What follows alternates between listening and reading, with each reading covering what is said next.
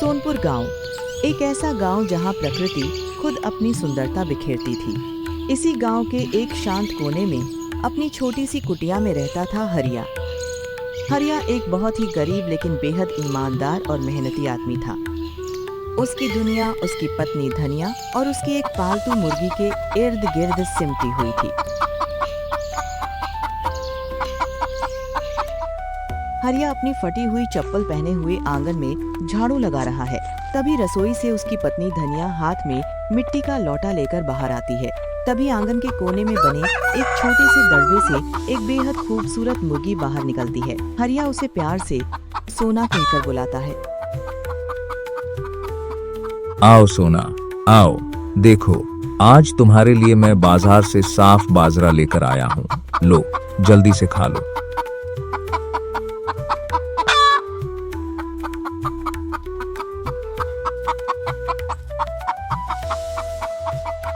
लेकिन दोस्तों, ये कोई आम मुर्गी नहीं थी। इस मुर्गी के पास एक ऐसा जादुई राज था जिसने हरिया की सूखी जिंदगी में खुशियों के रंग भर दिए थे। ये मुर्गी रोज सुबह ठीक सूरज उगने के बाद एक चमचमाता हुआ शुद्ध सोने का अंडा देती थी। धनिया, धनिया, देख आज का अंडा कितना भारी है और कितना चमक रहा है। भगवान ने हमारी सुन ली धनिया, हमारी गरीबी के दिन अब खत्म हो गए। हाँ जी, भगवान का लाख लाख शुक्र है। उन्होंने हमें भूखा नहीं सोने दिया।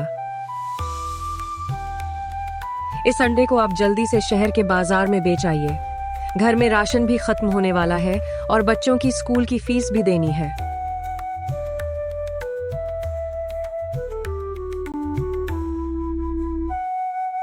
हरिया का जीवन अब बहुत सुकून से कट रहा था। वह हर दिन एक अंडा पाता, उसे बाजार में बेचता और अपनी जरूरत का सामान खरीद लाता। न तो उसके मन में कोई बड़ा महल बनाने की इच्छा थी और न ही वह घमंडी था। वह अपनी इस छोटी सी खुशहाल दुनिया में बहुत संतुष्ट था। लेकिन खुशियों के इस शांत समंदर में जल्द ही लालच का एक ऐसा तूफान आने वाला था जो सब कुछ तबाह कर देने वाला था। दोपहर का समय, हरिया अपने आंगन में बैठा हुआ एक खटिया की बुनाई कर रहा है। धनिया अंदर रसोई में खाना बना रही है। जादुई मुर्गी सोना आंगन में आराम से टहल रही है। तभी अचानक गांव का सबसे अमीर और लालची साहूकार मंगतराम अपने हाथ में एक मोटी लाठी लिए मटकते हुए हरिया के दरवाजे पर आता है। अरे राम राम हरिया भाई, राम राम। क्या बात है, आजकल तो तुम्हारे सितारे बुलंदियों पर हैं।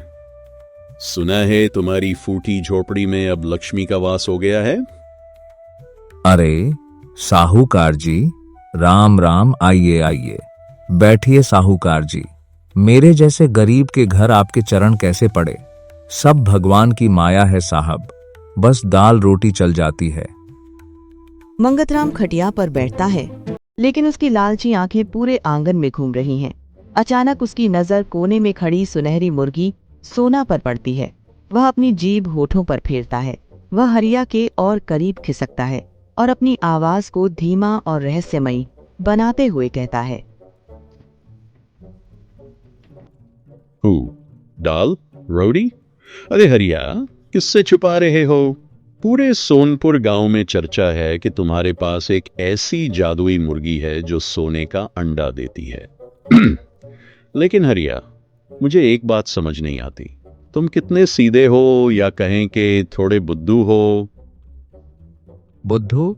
क्यों साहूकार जी, मैंने क्या किया?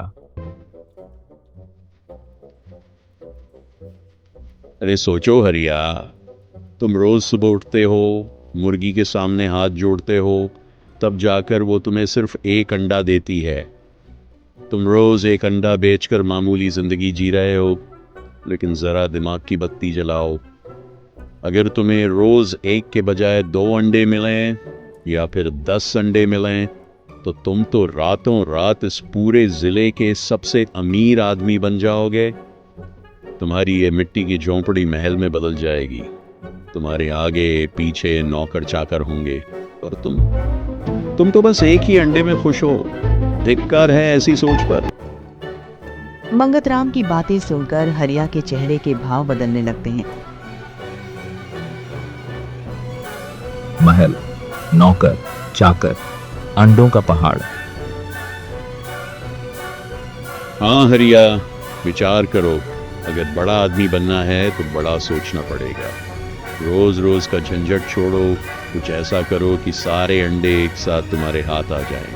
खैर, मेरा क्या, मैं तो बस तुम्हें एक भाई होने के नाते सलाह दे रहा था। चलता हूँ, राम राम। मंगतराम एक कुटिल मुस्कान के साथ मुस्कुराता है और अपनी बग्घी की तरफ बढ़ जाता है। हरिया वहीं बुत बनकर खड़ा रहता है। उसके दिमाग में मंगतराम की बातें किसी जहर की तरह घुल रही हैं। लालच का बीज उसके दिमाग में बोया जा चुका है।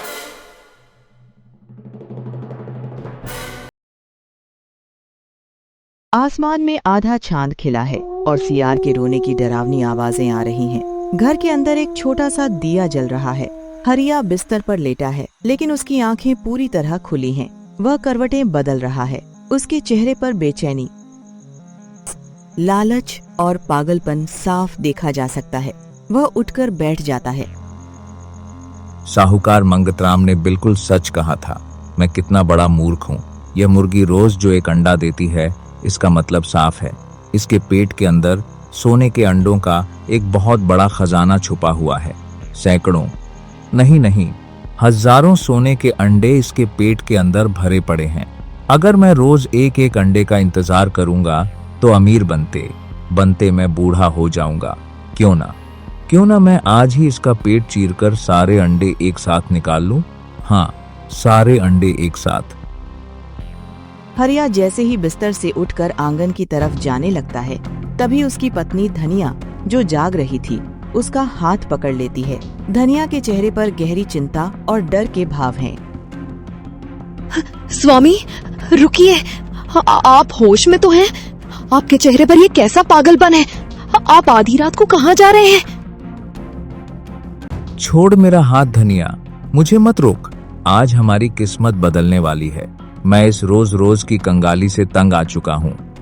मैं उस मुर्गी का पेट काटकर उसके अंदर छुपा सारा सोना एक ही बार में बाहर निकालने जा रहा हूँ।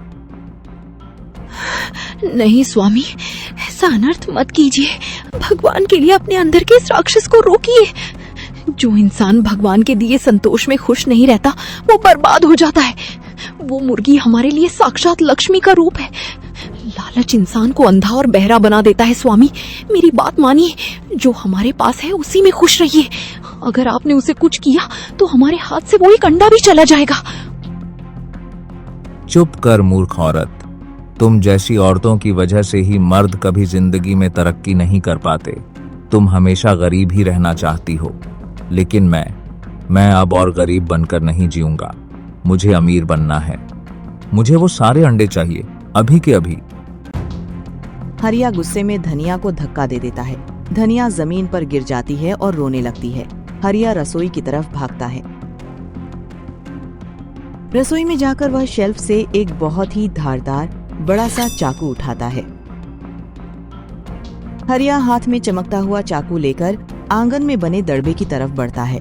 उसके चेहरे पर दया का एक भी भाव नहीं है, केवल और केवल अंधा लालच है। वह दड़बे का लकड़ी का दरवाजा जोर से खोलता है। अंदर सो रही जादुई मुर्गी सोना अचानक रोशनी देखकर हड़बड़ाकर जाग जाती है। वह अपने मालिक के हाथ में बड़ा चाकू देखती है। वह अपनी जान बचाने के लिए दड़बे के अंदर ही गोल गोल घूमने लगती है और अपने पंख फड़फड़ाने लगती है। कहाँ भागेगी? आज तू मुझे इस गांव का, इस पूरे शहर का सबसे बड़ा राजा बनाएगी। आजा मेरे पास, तेरे पेट का खजाना अब मेरा है। हरिया क्रूरता से मुर्गी के दोनों पैर और पंख एक हाथ से दबोच लेता है। मुर्गी तड़प रही है। धनिया दूर खड़ी रोते हुए अपनी आंखें बंद कर लेती है। हरिया चाकू ऊपर उठाता है। हरिया मुर्गी सोना के गर्दन पर चाकू चला देता है। आंगन में अचानक एक गहरा और खौफनाक सन्नाटा छा जाता है। हरिया हाफ रहा है। उसका गुस्सा अब धीरे धीरे शांत हो रहा है और उसका होश वापस आ रहा है। वह नीचे देखता है। जमीन पर जादुई मुर्गी बेजान पड़ी है। उसके सुनहरे पंख धूल में सने हुए हैं। हरिया उत्सुकता और लालच के साथ उसके पेट के अंदर हाथ डालता है ताकि सोने के अंडों का खजाना निकाल सके। लेकिन जैसे ही वह हाथ बाहर निकालता है, उसकी हथेलियां खाली होती हैं। वहाँ कोई सोने का अंडा नहीं है, न 1, न 2, न 100, कुछ भी नहीं। वह मुर्गी अंदर से बिल्कुल एक साधारण मुर्गी की तरह थी। यह क्या? यहाँ तो कुछ भी नहीं है, एक भी अंडा नहीं। मेरी सोने की अशर्फियां कहाँ हैं? मेरा खजाना कहाँ गया? नहीं नहीं, ऐसा नहीं हो सकता। मंगतराम ने तो कहा था। मेरा दिमाग, मैंने क्या कर दिया? हरिया के हाथ से चाकू छूटकर जमीन पर गिर जाता है। वह अपने घुटनों के बल जमीन पर बैठ जाता है। वह बेजान मुर्गी को अपने हाथों में उठाता है और उसे हिलाने की कोशिश करता है, लेकिन मुर्गी के शरीर में कोई हरकत नहीं होती। उसकी आंखों से आंसुओं का सैलाब बहने लगता है। वह रोते रोते अपनी छाती पीटने लगता है। ओ भगवान, ये मुझसे क्या गुनाह हो गया? धनिया, धनिया देखो, मैं बर्बाद हो गया। मेरे लालच ने मुझे कहीं का नहीं छोड़ा। जो रोज मुझे एक सोने का अंडा देकर अमीर बना रही थी, मैंने अपने ही हाथों से उस लक्ष्मी का गला घोंट दिया। मैं पापी हूँ धनिया, मैं पापी हूँ। मैंने अपनी खुशहाली को खुद अपने हाथों से मार डाला। धनिया दौड़कर आती है। वह बेजान मुर्गी को देखती है और अपना सिर पकड़कर बैठ जाती है। उसके चेहरे पर हरिया के प्रति कोई गुस्सा नहीं, बल्कि केवल एक गहरी निराशा और सहानुभूति है। मैंने आपसे कहा था स्वामी, मैंने बहुत मिन्नतें की थी, लेकिन लालच ने आपकी बुद्धि हर ली थी। अब रोने से क्या फायदा जब चिड़ियां चुग गईं खेत। अब हमारे पास न वो मुर्गी रही और न वो रोज मिलने वाला सोने का अंडा। भगवान ने हमें जो वरदान दिया था, हमने अपनी लालच की आग में उसे भस्म कर दिया।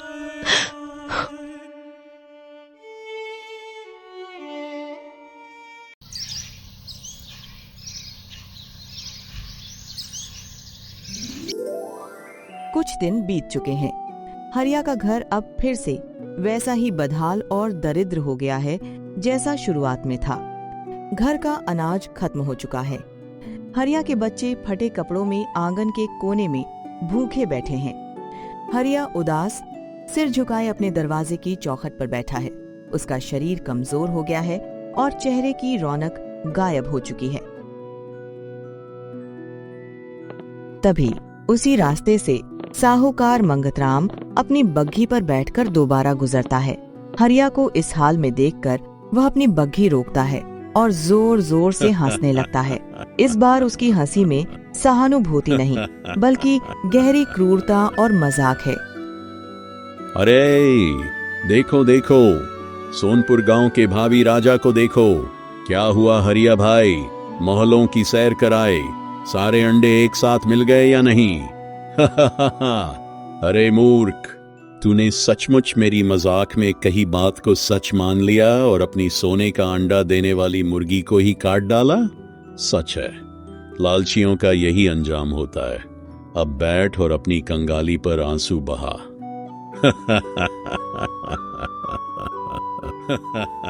मंगतराम हंसता हुआ अपनी बग्घी लेकर आगे बढ़ जाता है। गांव के कुछ अन्य लोग भी वहां से गुजरते हैं और हरिया की तरफ उंगली उठाकर आपस में कानाफूसी करते हैं और हंसते हैं। हरिया शर्म और ग्लानि से अपना चेहरा अपने दोनों हाथों में छुपा लेता है। उसके काम के लिए परासन है, पास अब पछतावे के अलावा कुछ नहीं बचा है।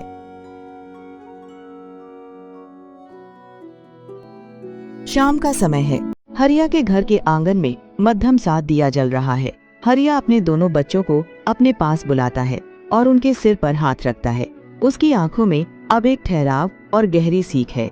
धनिया भी पास में आकर बैठ जाती है। मेरे बच्चों, आज अपने अभागे पिता की इस हालत को ध्यान से देखो और मेरी एक बात हमेशा अपने जीवन में याद रखना। भगवान ने हमें जो कुछ भी दिया है, चाहे वह थोड़ा ही क्यों ना हो, हमेशा उसकी कदर करना सीखो जो हमारे पास होता है। अगर हम उसमें खुश नहीं रहते और ज्यादा पाने के चक्कर में अधर्म का रास्ता चुनते हैं, तो लालच हमारे दिमाग को अंधा कर देता है लालच एक ऐसा दलदल है जो इंसान से उसका सब कुछ, उसकी खुशियां, उसका चैन और उसका सम्मान तक छीन लेता है। हाँ दोस्त, हरिया ने तो अपना सब कुछ खोकर यह सबक सीखा है, लेकिन क्या आप भी ऐसा गलती करोगे? याद रखिए, मेहनत और संतोष ही जीवन का सबसे बड़ा धन है। धन्यवाद।